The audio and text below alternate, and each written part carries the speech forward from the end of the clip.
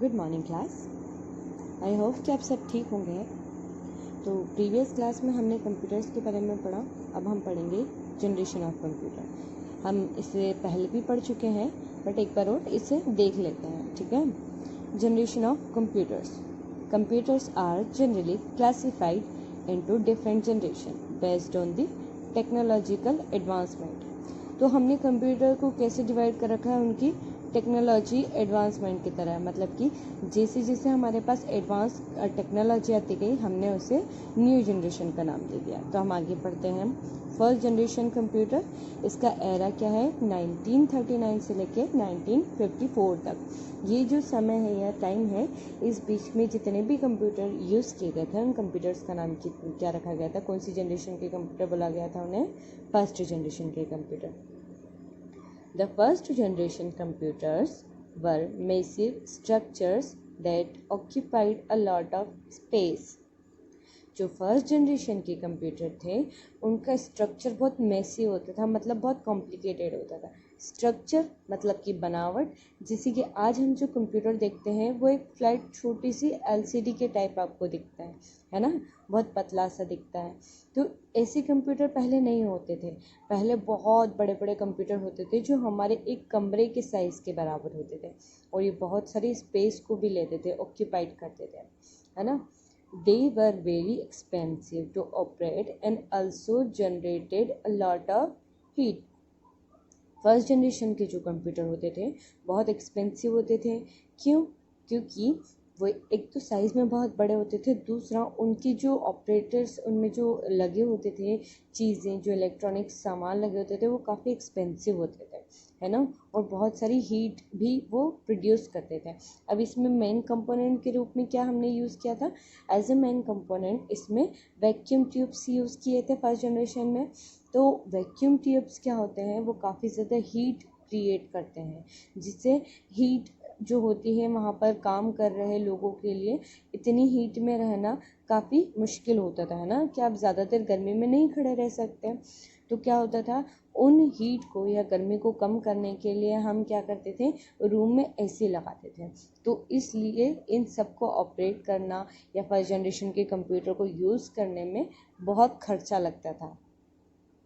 First generation के computers के नाम देखो यहाँ दे रखे हैं, electronic, numerical, integrator and computer, है ना, जिसे हमने एनिक बोलते हैं, and universal automatic computer, UNIVAC जिसे आप शॉर्ट फॉर्म में बोल सकते हो, were the popular computer of this generation. ये इस जनरेशन के या फर्स्ट जनरेशन के कंप्यूटर के नाम हो गए, आपको इन्हें याद करना है। Next, did you know ENIAC was invented and used by the United States Ballistic Research Laboratory. ENIAC को किसने बनाया था, तो यूनाइटेड स्टेट ने बनाया था, है ना। वहाँ पर एक लेबॉर्ट्री थी, वहाँ पर इस लेबॉर्ट्री में इसे बनाया गया था और इसका वेट जो था कितना था, अप्रोक्स 27 टन्स था, मतलब 27 टन। एक टन इज इक्वल टू कितना होता है, कितना होता है, एक ton is equal to 1000 kilogram, है ना। इतना भारी वेट अगर एक टन में 1000 किलोग्राम होता है तो यहाँ पर 27 टन्स हैं, इट मीन्स 27,000 किलोग्राम, है ना। तो काफ़ी हेवी होता था इसका वज़न। अब सेकंड जनरेशन, तो अब यहाँ पर सेकंड जनरेशन आ गए। सेकंड जनरेशन का टाइम क्या था, 1956 से 1963। The second generation computers were smaller, faster, cheaper and more efficient than the first generation computers. अब जो सेकंड जनरेशन कंप्यूटर जो थे फर्स्ट जनरेशन कंप्यूटर के मुकाबले काफ़ी छोटे थे, बहुत तेज़ी से काम कर सकते थे। इनकी प्राइस जो थी, इनका रख रखाव जो था थोड़ा सस्ता था, है ना, और ये फर्स्ट जनरेशन के कंप्यूटर के मुकाबले काफ़ी अच्छी तरीके से वर्क करते थे। These computers were better than the first generation computers because they had advanced components similar to those we use in modern day computers, such as printer, memory, disk storage and operating system. अब ये जो second generation के computer थे, first generation के computer से अच्छे थे। उनकी कुछ रीज़न्स थे। क्या रीज़न थे? कि इनमें जो कंपोनेंट्स यूज़ किए जाते थे, जो इनके पार्ट्स होते थे, वो लगभग हम जो आज जिस तरीके के कंप्यूटर को यूज़ करते हैं उनमें पार्ट्स जो यूज़ करते हैं उसी के तरह थे। जैसे कि printer, memory, disk storage, operating system, है ना, ये सब चीज़ें उस सेकेंड जनरेशन के कंप्यूटर में भी होती थी। तो ये काफ़ी एडवांस सिस्टम था। Second, vacuum tubes used in first generation computers were replaced by transistor। अब यहाँ पर वैक्यूम ट्यूब्स को रिप्लेस कर दिया किससे? ट्रांजिस्टर से। Language such as COBOL and Fortran were used by these computers। अब यहाँ पर लैंग्वेज की बात है। तो लैंग्वेज क्या होती है? देखो, जैसे कि हम लोग एक दूसरे से बात करते हैं तो किसी लैंग्वेज के थ्रू बात करते हैं, या तो हिंदी में बात करते हैं या हम इंग्लिश में बात करते हैं ना। तो एक दूसरे से पर्सन टू पर्सन जब हम कांटेक्ट करते हैं या कन्वर्सेशन करते हैं, इस वे को लैंग्वेज कहा जाता है ना, जिस वे का हम यूज़ करते हैं कन्वर्सेशन करने के लिए। तो सेम हम जब कंप्यूटर से बात करते हैं या कंप्यूटर के साथ वर्क करते हैं तो क्या होता है, एक तरीके से हम उससे कन्वर्सेशन करते हैं, है ना। हम उससे क्या करते हैं, इंस्ट्रक्शन देते हैं ताकि वो हमारे काम को कंप्लीट कर पाए।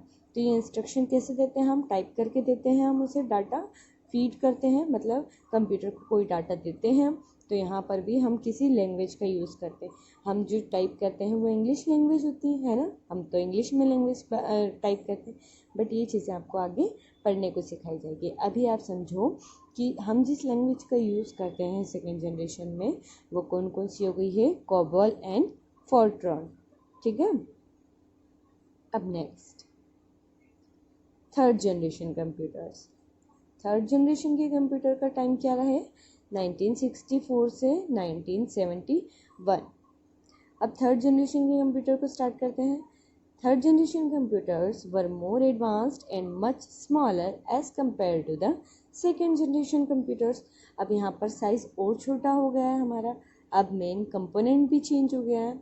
They could be used with new input and output devices such as scanner, magnetic ink, character readers, etc।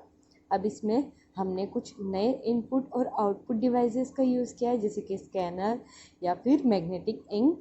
ये जो होते हैं ये क्या करते हैं, इनपुट या आउटपुट डिवाइस को इन्होंने रिप्लेस कर दिया है। अब कुछ नए तरीके के हमने डिवाइसेस को यूज़ किया है इसमें। Memory capacity was greatly enlarged, मतलब कि अब आप इसमें ज़्यादा डाटा स्टोर कर सकते हो। They used an operating system that allowed machines to run many different programmes.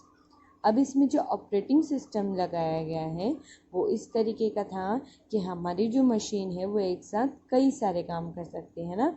जैसे कि आप म्यूज़िक चलाते चलाते वीडियो गेम भी खेल सकते हो, या फिर आप म्यूज़िक चलाते चलाते टाइपिंग कर सकते हो, अदर काम भी कर सकते हो। इस टाइप के कुछ अलग अलग प्रोग्राम आप एक साथ कर सकते हो थर्ड जनरेशन के कंप्यूटर्स में। ठीक है। They used integrated circuits ICS as their main components, which were popularly called chips। अब इसमें मेन कंपोनेंट का यूज़ किया गया था इंटीग्रेटेड सर्किट्स, या फिर हम इसे IC बोलते हैं। ठीक है, ये मेन कंपोनेंट्स हुआ, या फिर इसका एक दूसरा भी नाम है, उसे क्या बोला जाएगा? Chips. Did you know a chip is a teeny piece of semiconducting material like silicon on which an integrated circuit is embedded।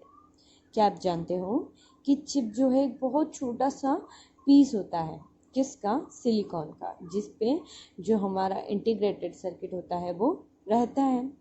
A chip is only about 1 square inch and can contain millions of electronic components or transistors। Chip का जो size होता है कितना होता है? 1 square inch का ही होता है सिर्फ, और अपने अंदर वो कई सारे डाटा को या ट्रांजिस्टर्स को रख सकती है। ठीक है। Computer contents several chips placed in printed circuit boards. Computer के अंदर कई सारी ऐसी चिप्स होती हैं। ठीक है। अब next, fourth generation computers. The fourth generation computers are the present days computers. They are popularly known as personal computers or PCs. You can easily recognize their characteristics. अब फोर्थ जनरेशन कंप्यूटर, तो आज हम जिन computers का use करते हैं वो fourth generation के computer कहते हैं ना, जिन्हें हम पीसी या पर्सनल कंप्यूटर भी बोलते हैं। और इनकी जो क्वालिफिकेशंस हैं, जो स्पेशलिटीज़ है, वो हम आसानी से देख सकते हैं। देखो, they have greatly improved computing power and have extremely large memories. ये क्या है, इनकी बहुत अच्छी कंप्यूटिंग पावर है, मतलब बहुत फास्ट तरीके से कंप्यूट कर देते हैं। आप कोई भी नंबर दो उसे वो फटाफट सॉल्व करके दे देते हैं। और इनकी मेमोरी भी बहुत ज़्यादा लार्ज है। Second, they can be linked worldwide together to exchange data. It means कि आप वर्ल्ड के किसी भी कंप्यूटर से कनेक्ट होके एक दूसरे को डाटा शेयर कर सकते हैं। अब ये इसका मतलब क्या हुआ, इसका मतलब कि आप नेट चला रहे हो, इंटरनेट का यूज़ कर रहे हो, है ना। हम इंटरनेट का यूज़ करके कोई भी डाटा कहीं से भी एक्सेस कर सकते हैं बैठे बैठे, है ना। They use large scale integrated circuits जिसे बोला जाता है LSICS and very large scale integrated circuit जिसे शॉर्ट फॉर्म में बोला जाता है VLSICS। यहाँ पर Y नहीं V है, इस मिस्टेक को सही कर लेना आप लोग। This has reduce the size of the computer and are very fast.